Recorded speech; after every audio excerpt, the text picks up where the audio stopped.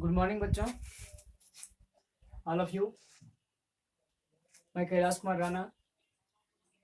आज की वीडियो में हम लोग जानेंगे कि संचार माध्यमों को समझना हम लोग किस प्रकार से हम लोग समझेंगे कि संचार माध्यम क्या है, किस प्रकार से जानेंगे।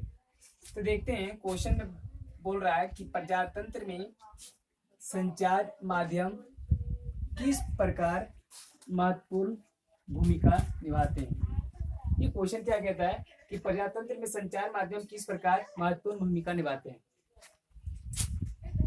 आंसर है, प्रजातंत्र में संचार माध्यम निम्नलिखित रूप से महत्वपूर्ण भूमिका निभाते हैं। पहला, संचार माध्यमों के द्वारा ही हमें देश और संसार में होने वाली घटनाओं के बारे में चलता है, यानी बारे में इनको जानते हैं कि संचार के साधन ऐसे हैं जो देश विदेश में होने वाली जो घटनाएं होती है उनके बारे में हम लोग को पता चलता है। उनकी सहायता से हम लोग को जानकारी मिलती है। दूसरा, संचार माध्यमों के द्वारा ही हमें सरकार द्वारा किए गए कार्यों के बारे में पता चलता है, जानकारी मिलती है। संचार माध्यमों के द्वारा ही क्या करती है, सरकार कोई कार्य कर रही है तो उनके बारे में हम लोग को जानकारी मिलती है। तीसरा,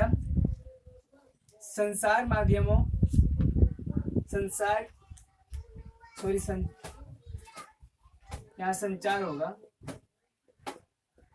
संचार माध्यमों के आधार पर हमें सरकार के द्वारा किए गए कार्यों का आलोचना कर सकते हैं और उस पर कार्रवाई भी कर सकते हैं।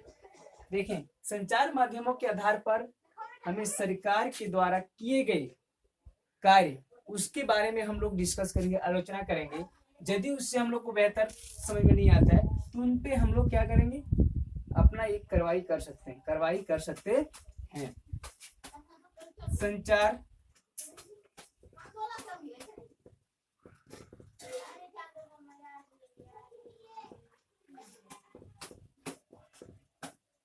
संचार माध्यम पिछड़े क्षेत्रों के विकास उन्नति में मददगार मिलती है या होते हैं। संचार जो माध्यम है उनके संचार माध्यम पिछड़े क्षेत्रों के विकास उन्नति में मददगार में होते हैं। इससे लोगों को मनोरंजन होता है, साथ ही साथ शिक्षा भी मिलती है।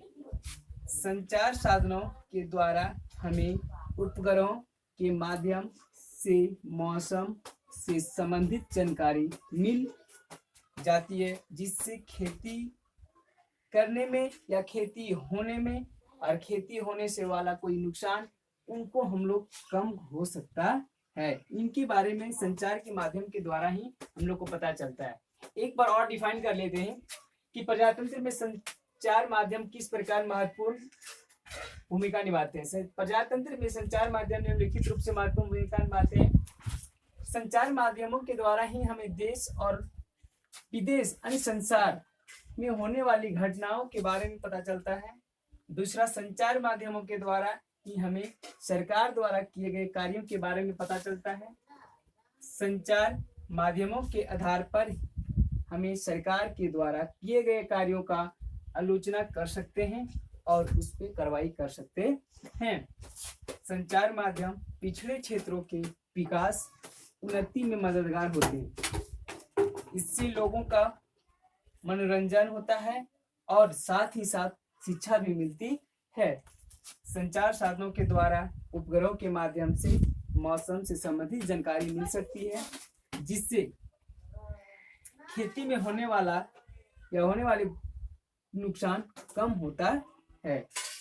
ये क्वेश्चन आप लोग याद करेंगे और यदि YouTube चैनल पे जा करके आदर्श विद्या मंदिर तिलौकी